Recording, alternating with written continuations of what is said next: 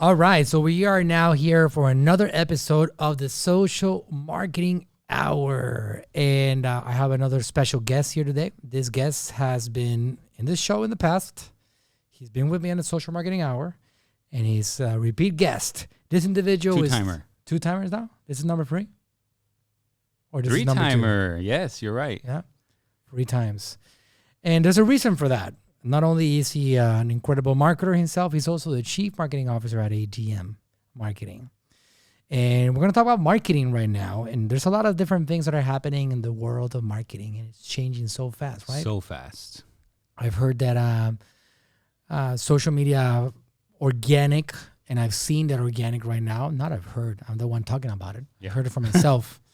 Social media followings right now are important again. What are you seeing, Jorge? You know, one thing that changed recently drastically was Reels. It was on fire. Oh my God, it's working like never before. And we jumped all over it. Like you normally talk about, you know, taking advantage and riding the waves, right? How long have you been talking about riding the waves? Since 2017. I did a webinar back in 2017 called Riding the Facebook Ads Wave. Yep.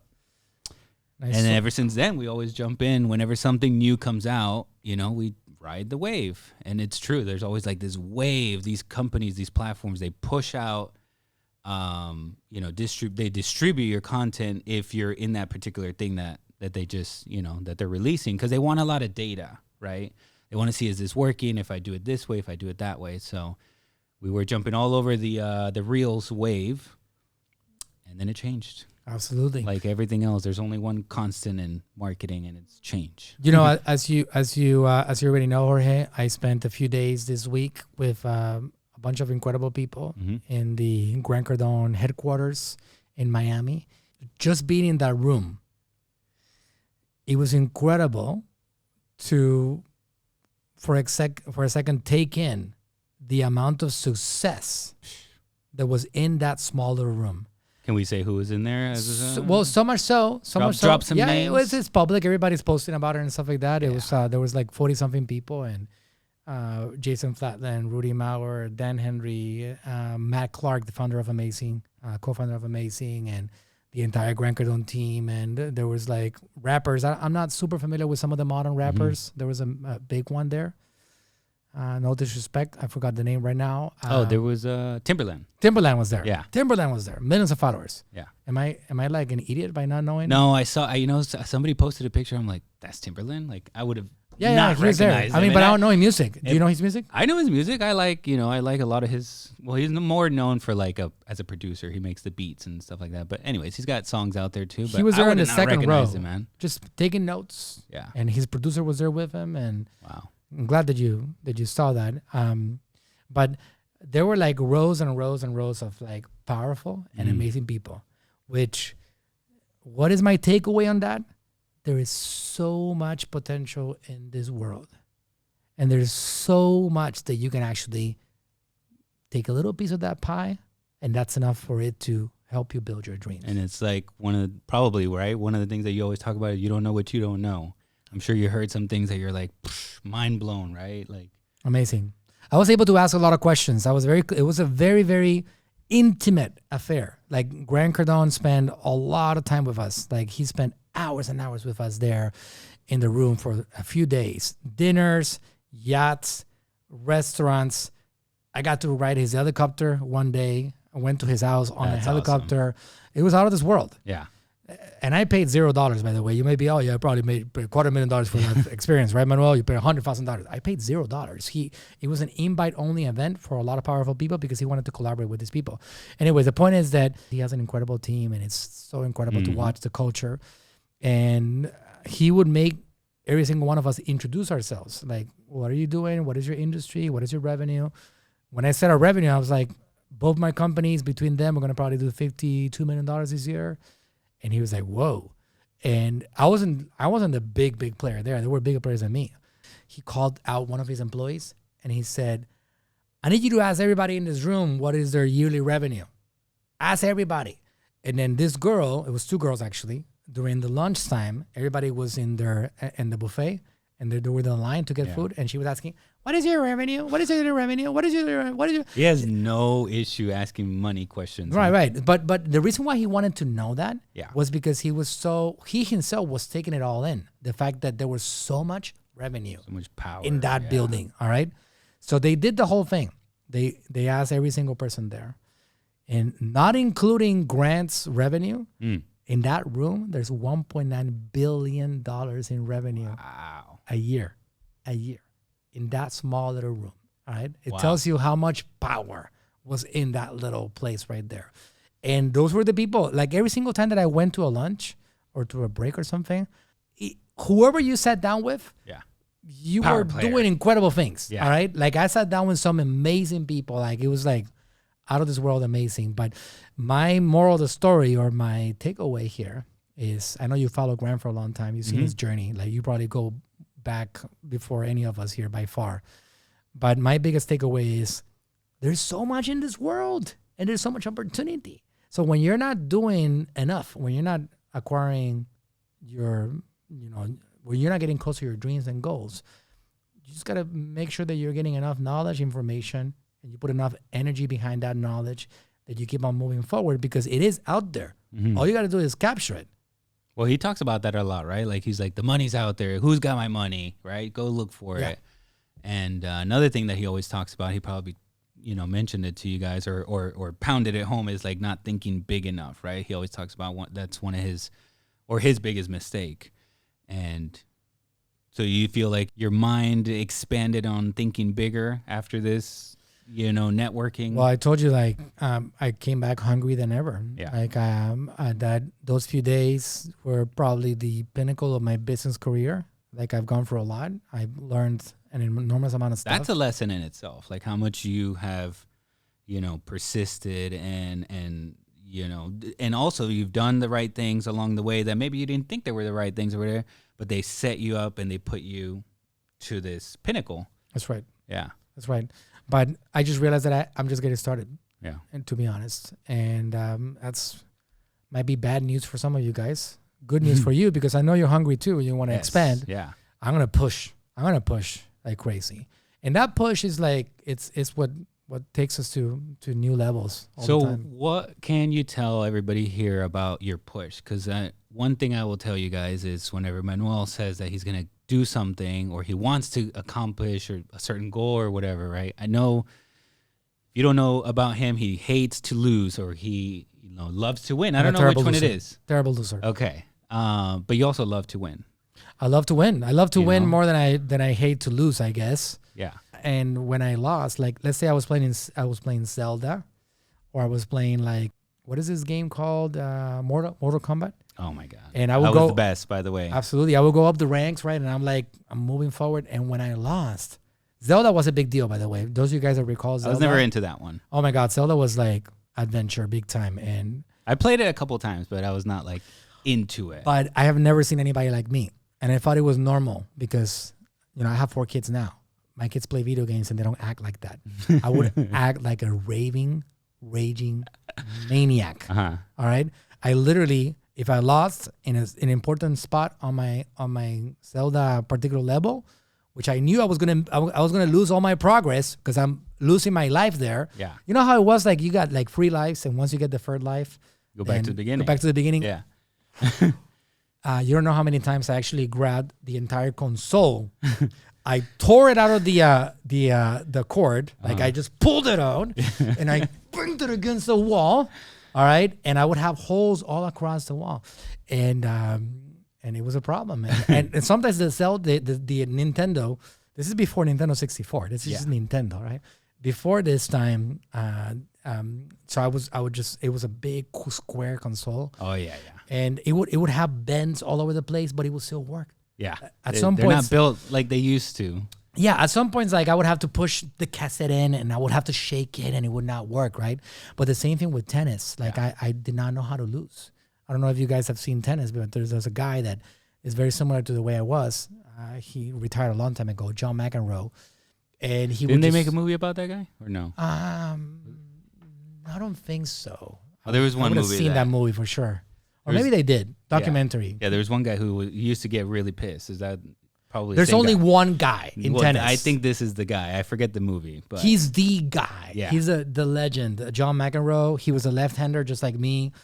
He was incredible. Great player, one of the best of all time. But he did not know how to lose. And he would go and act like a maniac. And he would throw balls and rackets at umpires. And like it was insane. And that's the way that I was. I was a tennis champion.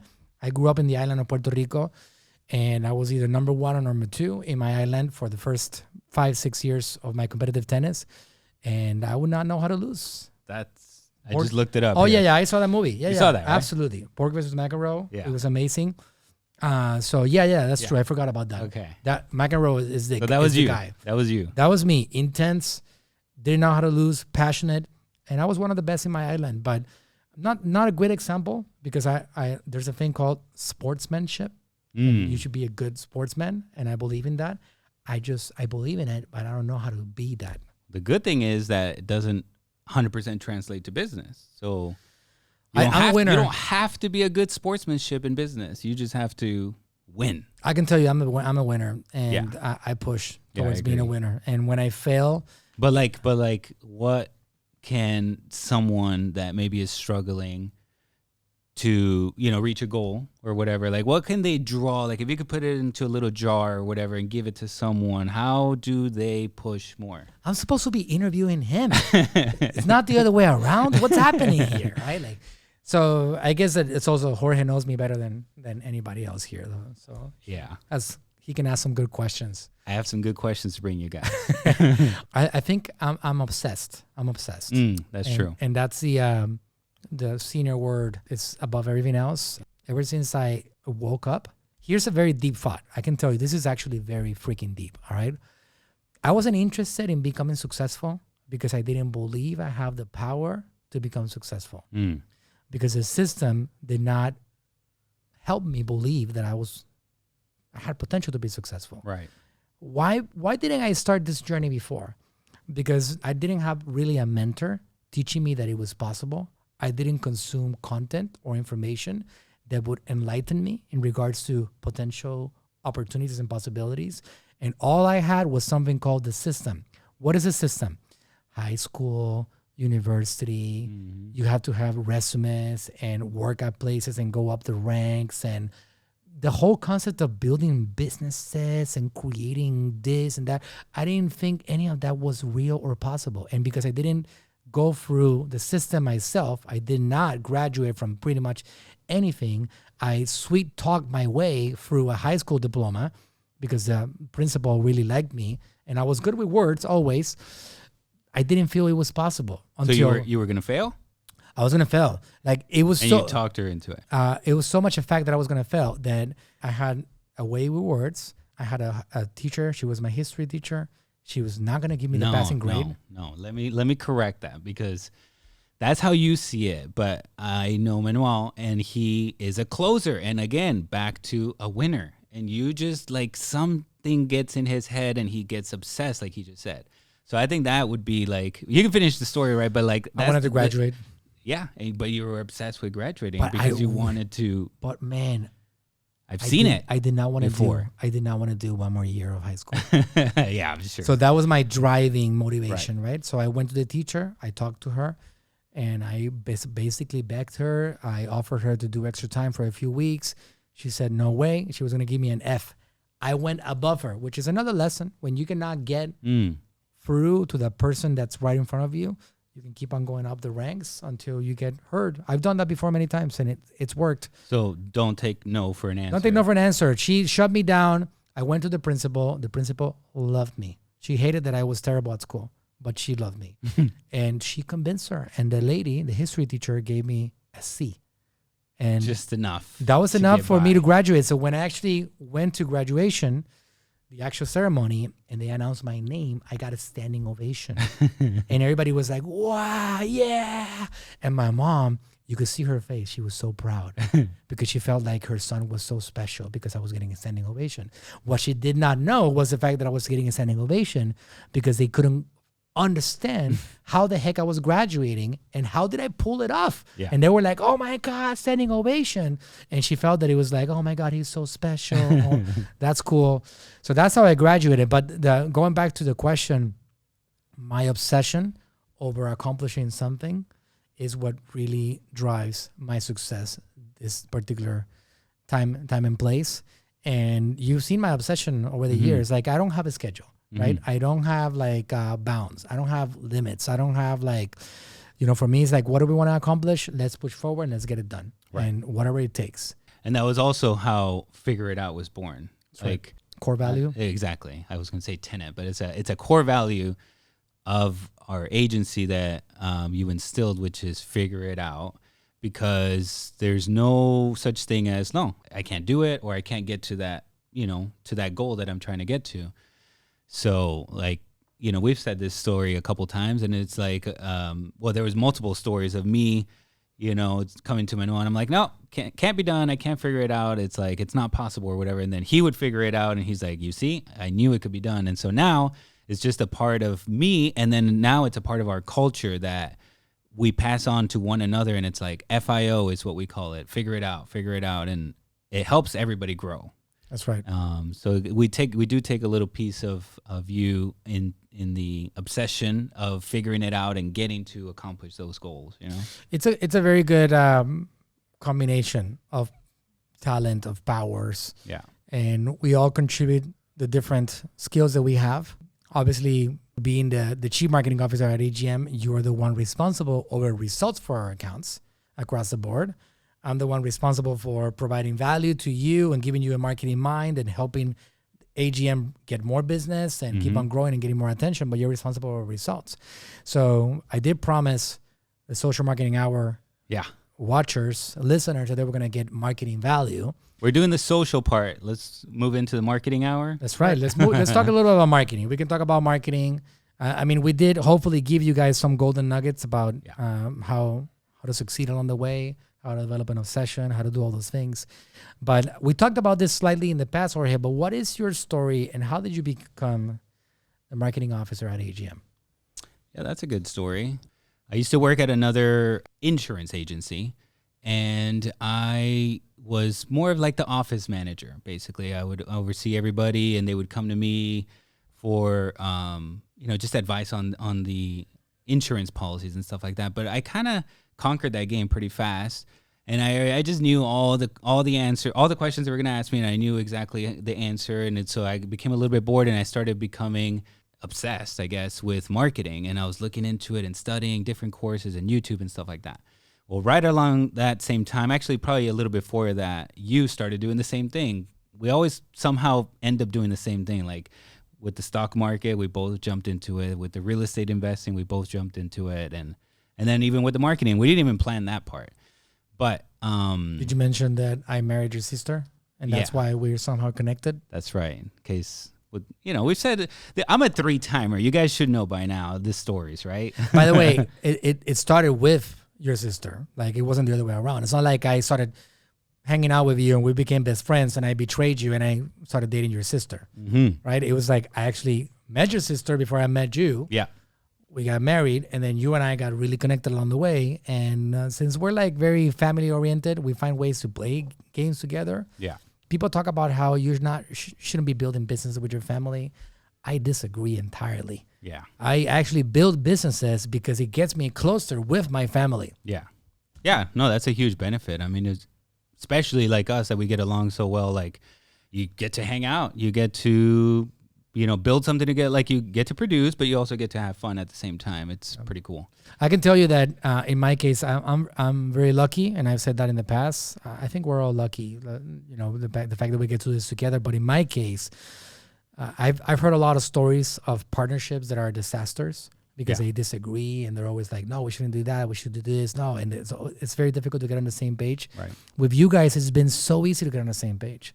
You guys believe in me. You trust me. You have seen me succeed more than you see me failed. You see my mind and my ideas work more than you've seen them fail. Right. So because of that, I usually have a vision, and sometimes it sounds like a crazy one, but you guys still follow my craziness. Yeah. And you never make it difficult for me. And that's something that I cannot take for granted, but it's an absolute special thing that a lot of partnerships out there, they don't have. They all want to be right, and they want to like fight about it, and they want to like disagree. And Right. in my case, you guys just follow me, man. Well, because I think we made that, we had a talk towards the beginning, right, when we started this, and I'll go back to my story of how I started. Well, actually, let me keep going on the story because it's basically the same thing there, right? So I'm in the insurance agency. I'm starting to do marketing, and I'm like trying to generate leads for us because we were paying somebody else to do the lead generation, and then we would just buy the leads for like $50 a piece. And then at that point, I started messing around with Facebook, and then I'm like trying to figure out how to get leads, but we were pushing them to the website. And then Manuel's like, no, you could just do like a Facebook lead form, and it's easy. It's all right there. Boom, boom, boom.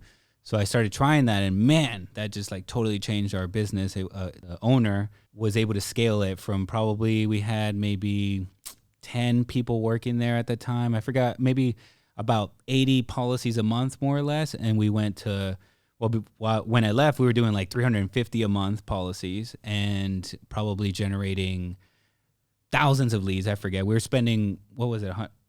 No, 300,000 a month. $300,000 a month. Right. Yeah. From 0 to 300,000, I scaled them, lead generation. And then Manuel was like, look, I'm thinking about doing this agency thing because you were already doing that. This is like 7 or 8 years ago. Yeah. This is a while ago. You were already basically doing the marketing and the agency. I already had AGM. Exactly. AGM marketing already existed. Exactly. Mm-hmm. And so he's like, you want to, come in and you want to partner and we do this together and we build the agency, et cetera. So, which, by the way, you need people. You need a team. Stop trying to do everything on your own. Get connected with people that have skill and ability with a similar purpose. Align them with a purpose and a vision, and you're going to be able to do incredible things. I am not here in this place if it wasn't for the team that I fortunately got to build. He wouldn't have what he has if it wasn't because he decided to trust me and join the team. Right? And that's another thing that you've always pushed on from the very beginning is just grow, and contrary to like belief, because I think a lot of people have that limiting belief of like, no, I can't get too big too fast because things will break, but the bigger you get, the easier the machine is to keep going, right? Would you agree on that? Absolutely. Did you think 5 years ago that we were going to be one of the fastest growing marketing companies in the country? No, I thought that maybe we would, be just working from our house on the kitchen table and just hanging out and having a good time on our laptop or whatever. And we still have a good time, but it's just that, now we're like this nonstop machine, Inc. 5000 2 times in a row. And it's like we have huge plans now. So how many of us have marketing degrees hanging on the walls? Let me see. 1, 2, 3, 4, 5, 6, 7, 0. 0 of us. Exactly. We got no evidence from the system that we should be where we're at today. Just figure it out. We FIO. created it. We created it on the way. Exactly. That's right. So $300,000 in advertising a month, which, by the way, he had an exit from the company. Yeah. A couple of years ago. Yes. We didn't get a cut from that. Exactly. Did you get a cut? Nope. No cut. We got no cut. And for anybody listening, if you're looking to grow or looking to build a business and stuff, it's a very tough thing to do. Any business is going to be tough to grow, I would say, but it's rewarding. And that was like one of the main reasons also that I decided to partner up with Manuel, because I was able to help, my friend. He was actually like my wife's cousin's husband. So he's kind of family, right? Right. Anyways, I was able to help him grow big time, and I didn't really get anything from that, right? So I'm like, no, I need to work on my own self, on my own thing.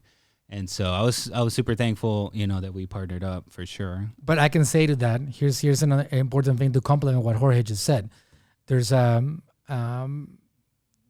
saying or a phrase. It's very important for you guys to take into account, which is, if he hadn't been obsessively studying marketing for a few years, why would I go and say, Jorge, why don't you come over here, when he has zero knowledge on the subject of marketing? So I'm not saying like, even like, this is important to know. This is important to communicate, because a lot of people are going to be like, oh yeah, maybe I shouldn't be an employee. Maybe I should just be like, look for people that want to give me opportunities. Right. If you're not prepared for these opportunities, nobody's going to present them to you. You're not gonna get lucky because you're not prepared to take advantage of these opportunities. you have to get prepared. And I can tell you, this guy right here had a work ethic, and I already had seen that for years. For many, many years, we created this partnership in January 2017. I built a couple of successful businesses, including Natural Slim was already built when we actually got that partnership. There was another business that I had just exited from before he and I got together, which was a 𝗙𝗪𝗟𝗂 business that I built from the ground up, which it's going to do like $100 million in revenue this year. Wow. I exited in 2016 at the end of the year before we became partners in 2017. I already had accomplished a lot of success at that point. To an extent, obviously, it's gone to a different level right now. But at that point, why would I bring this guy right here if he's not already like looking like somebody that can help me accomplish my next big goal or the next big mission? The only reason that I brought him in, aside from the fact that I wanted to play with family, was because he already had given me enough evidence that he had talent, skill, ability in a certain area that I needed. So for probably 4 or 5 years, we had somehow been connected, and I had seen him obsessively study, obsessively learn, look to make himself better, help his business that he was working with at that point get better. He was actually doing the actions that I knew were going to be essential for us on our next level. Yeah, I mean, I would go to work, 9 to 5-ish or whatever it was, and then I would go home and I would just basically study sometimes until 2 a.m., just self-teaching myself, and I would invest in myself, invest in courses when I didn't really have the money for these courses. A lot of time I would just buy them with a credit card and hope to pay them off later with what I learned and stuff like that, right? But I would be obsessed about learning. I'd be doing like webinars. I have my headphones on and I'm like putting the baby to sleep and stuff, right? I'm trying not to wake her up or whatever. And sometimes I would go to sleep, listening to webinars. And that was like one thing that we had in common. We were both obsessed with like learning as much as we could about marketing in general. So successful action, like you said, be obsessed. Yeah, and we're a little bit preaching to the choir because you are here either watching this video or listening to this podcast. This is the correct thing to do. If you continuously look for information, especially from people that are walking that talk, you will continue to be on that path towards success and expansion. And that gets back connected to when we started this podcast. We were talking about how things change so much. You have to be obsessively learning because things change so much. Like, for example, right now, you recently have said, like, Google now is starting to, or already did, trump Facebook in priority of, your skill level as a marketer, right? So, like, Google, they're a lot smarter than Facebook. They're a lot more accurate, and we foresee that they're going to overtake Facebook as far as the number one, platform for marketing.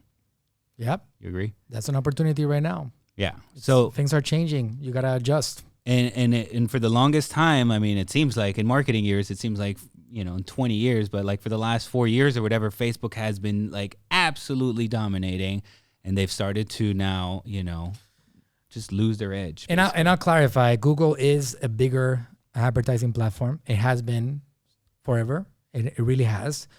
Facebook was an opportunity to reach people at a lower cost. Mm-hmm. That's what it was.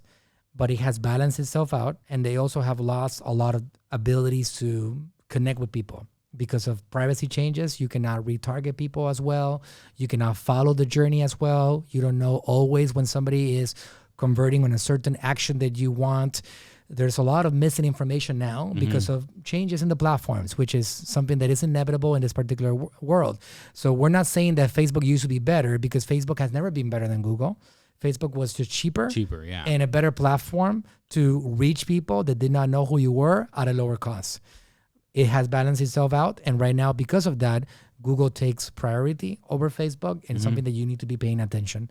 Whether that's like targeting people on YouTube or targeting people on Google across the world of Google platforms, google.com, etc., search displays, all that stuff. You need to be learning more about YouTube. And we do have obviously a training on the subject. We have been talking about that quite a while.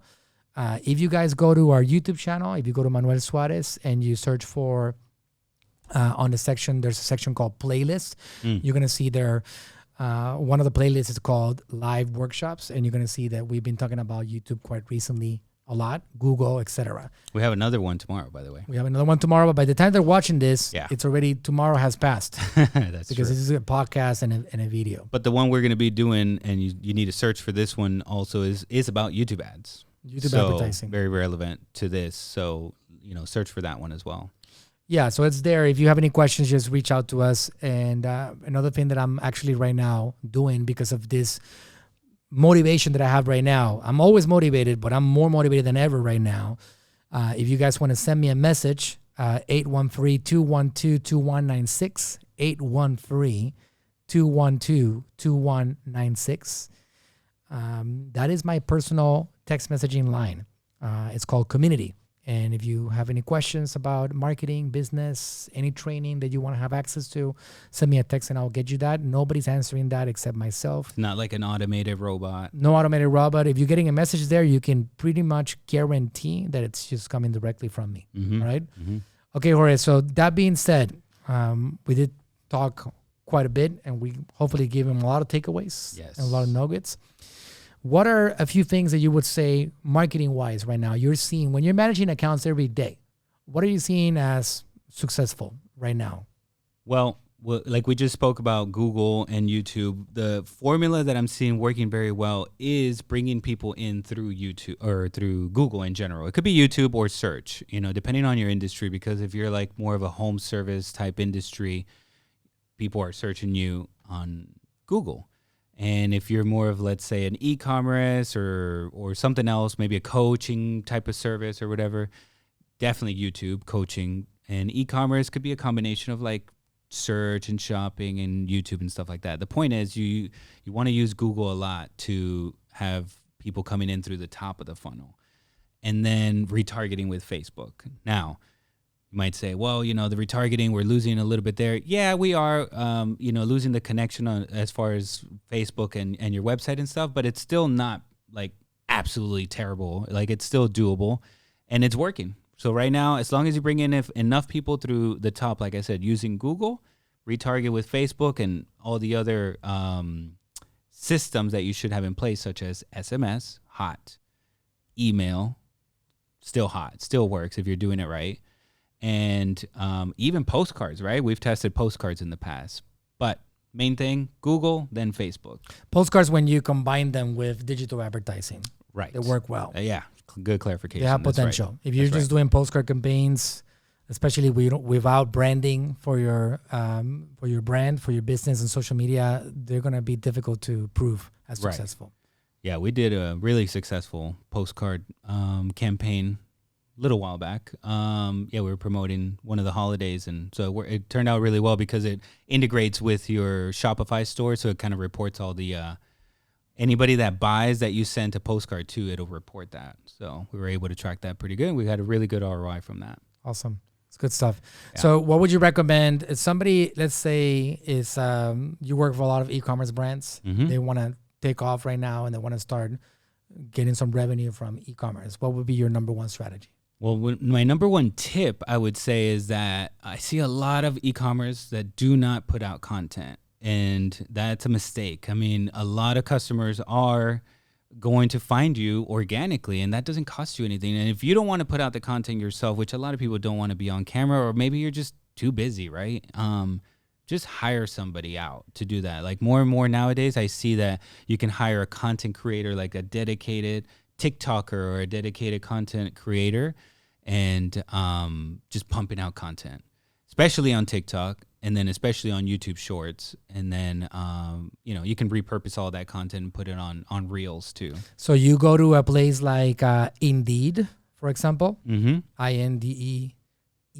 INDEED.com, and you post that you're looking for a person, let's say a content creator, and that would be the title. Yeah. And some of these people, young girls, guys, whatever, coming out of high school or in college. College, you can get interns. Sometimes they'll do it even for free, just for their internship that they need, for their schooling. They're trying to get their marketing degree and stuff like that. They need to work for somebody. You make it their job to create content. Right. And here's the thing that I want everybody to know that's watching this, that I know Jorge listens to me all the time talk about this. Right now, we are living through potentially one of the greatest organic opportunities of all time. It's still happening. It's a little, it has gone down a bit, but it's still extremely powerful. And it has to do entirely with vertical, short form content. And I'm talking about particularly 3 different placements, which one of them is TikTok, another one is Facebook Reels, and another one is Instagram Reels. So what would you say would be the path to get brands' attention in these platforms right now? Well, it depends on your niche, right? Like if it's more of an e-commerce thing, you need to obviously do a lot of product demos, or maybe you need to, have more of a UGC feel to it. Or if you're more of a coach, then you need to get in front of the camera. And if you're a coach, you should not have a problem with that type of content. So it really depends on like the industry that you're trying to go for. But let me give you a really good tip here. UGC? Yes, UGC is user generated content. So content generating by your users, by your customers. Your customers, exactly. You can send out an email and ask for some, hey, can send us back a video using our product. We're doing a contest, let's say.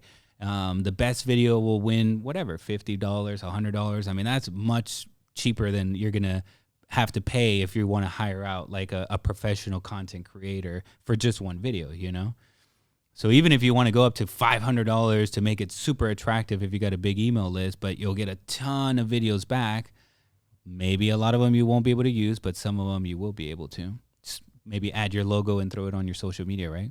Totally. And repeat that process every single day. And if you do this, brands are catching fire right now, getting attention. Exactly. Now, let me give you a distribution tip, meaning how do I get this content everywhere? Recently started messing around with this online platform software that you can use. It's called repurpose.io. Repurpose.io. What a great name. It's awesome. Check it out. So you have to go in there and you connect all your apps. Connect your TikTok, your Facebook, your Instagram, your Shorts, and they're coming out with Pinterest soon. And LinkedIn is also in there. So all you have to do is you upload a TikTok, and the system will automatically take that video, remove the watermark, and post it everywhere else for you. No way. And you can even schedule it to be, staggered. Yes. It's working on, and they just released the Reels API, so now you can also post to Instagram Reels, where you didn't used to be able to until like even 2 weeks ago or so. Wow. Yes. That sounds like an amazing tool. Amazing. You guys need to check it out. We don't make anything. I wish we had a little affiliate link or something, but we're not. It's not about that. Check it out. Repurpose.io. Wow. Yeah. Yeah, they should definitely make us affiliates. I mean, exactly. That's going to save you a ton of time because you do want to be repurposing your content everywhere. There's people that only do TikTok. There's people that are still, how do you translate terico? Stubborn. There you go. Stubborn. They're like stubborn, right? They're like, I'm not getting out of Instagram Reels. I'm not going over to TikTok or whatever, right? So there's people that only do one certain platform, and you have to be everywhere. They feel like they're Elon Musk. Yeah, exactly. Only on Twitter. Yep. Well, it's an opportunity missed. That's the way it is. Exactly. Because a lot of people that use Facebook don't use Instagram. People that use Instagram don't use TikTok. And some people, right, they use all of them, and they jump from one to the other one. But there's a lot of people that just stick with one particular platform, and not only one platform. Some people stick with one placement. True. Like my wife, she only does Instagram Reels. Really? And she calls them TikToks. And I'm like, Gabby, you're not on TikTok. You're on Reels. Yeah. Oh, whatever. And that's all she does. She spends a little bit of time a day on Instagram Reels. There's probably people that only do YouTube Shorts now. Correct. That wasn't even a thing, right? Before. Now it is. So. Which, by the way, YouTube Shorts is the one placement that you have the ability to reach more people than your subscribers.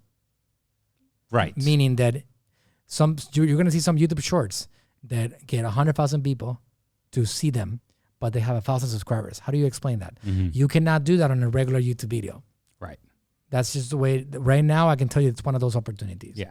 Yeah. Usually the views kind of go hand in hand with your subscribers. Maybe not one for one, obviously, but like if you have a couple hundred subscribers, you're not getting hundreds of thousands of views on your video. Same thing with You TikTok, gotta prove right? you got to prove yourself to them, basically. That's right. Our first client, one of our clients, right? Like first video ever. How many views did he get? You mean Remember that one? on TikTok or On TikTok. Remember that one? Yeah. Can we say who it is? Or? Well, yeah. His name is Dr. Living Good. What a great name, right? I know. Such a good name. It's actually his That's his actual real name. last That's name. his real name. Yeah, 1.5 million views. First video ever. First video ever. Which is crazy. 0 subscribers, pretty much. Zero subscribers. Maybe he had me and you as a subscriber, but that's about it. And then boom, it takes off. Now again, to be clear, this is not something that happens all the time. So please don't start posting videos and then saying, I didn't get 1 million views. Right. This is trash. You're lying. Please give me a refund for free advice that you gave me. Right. I mean, but Did you get that joke? You didn't get the joke? Give me a refund for free advice. yeah.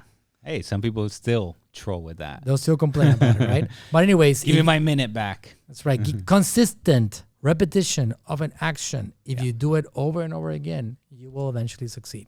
I was just going to add that I just thought about this, that the repurpose.io, it also does audio. So for people like you guys that maybe you only do podcasts, going back to people like to stick to one platform, it will also help you with not just the video, but the audio too. You take the audio from, for example, this podcast that Jorge and I are doing right now, and it is a video. We're recording it on video. You may be watching this on video, but you take the audio and you connect it, and you have a podcast there. Exactly. That's actually, by the way, how we built Dr. Berg's podcast, which happens to be one of the best podcasts, most popular on the platform. Top 3 for like huge keywords. And he's never in his life done a podcast for the podcast. It's all been taken from his videos. That's absolutely crazy. That's right. Never once did he make like a recording like this one, right? It's all YouTube videos that we upload the audio to the podcast. But anyways, we're going to do the podcast again. I'm going to bring the coach again. We call him the coach because he's a great teacher. He's a great educator. I'm always complaining to him that he doesn't do enough content. So if you guys want to follow his stuff, you can go and check him out on TikTok, Coach Jorge 1. Yep. Coach Jorge 1. Apparently there's another Coach Jorge, right? Yeah, apparently. Yeah. So I got to buy it from him. We should look into that. He probably doesn't do much with it. So Coach Jorge 1, we're going to have them put together a lot of more value marketing tips that we can give you. But we don't want to take much more of your time. It's been a long episode already, and hope that you guys enjoyed it. We're going to keep on coming up with the content. Marketing is always, always moving. Attention is out there. And if you put attention on the subject of attention, you like that? You might eventually get attention. All you got to do is put attention on the subject of capturing attention, and you will dominate the attention game. If you have attention, you can grow your business. If you don't have attention, you're going to have a tough time selling your products and services. So keep on looking for opportunities out there present to help you capture attention that you can take advantage of. Some Inception stuff That's going very on. deep, right? Yeah. Very deep. And if anything else you'd like to add to that, Coach? Stay connected, guys. You got to stay, connected, stay obsessed, and we'll keep bringing it to you. All right. See you guys in the next podcast. See you guys in the next video. Talk soon. If you're enjoying this content, please go ahead and subscribe. Help me comment below and let me know if you have any questions about marketing. And I'm on a mission to help as many of you as possible conquer the marketing world. So help me out. Subscribe, hit that button, hit that bell, get notified. Go ahead and subscribe right now.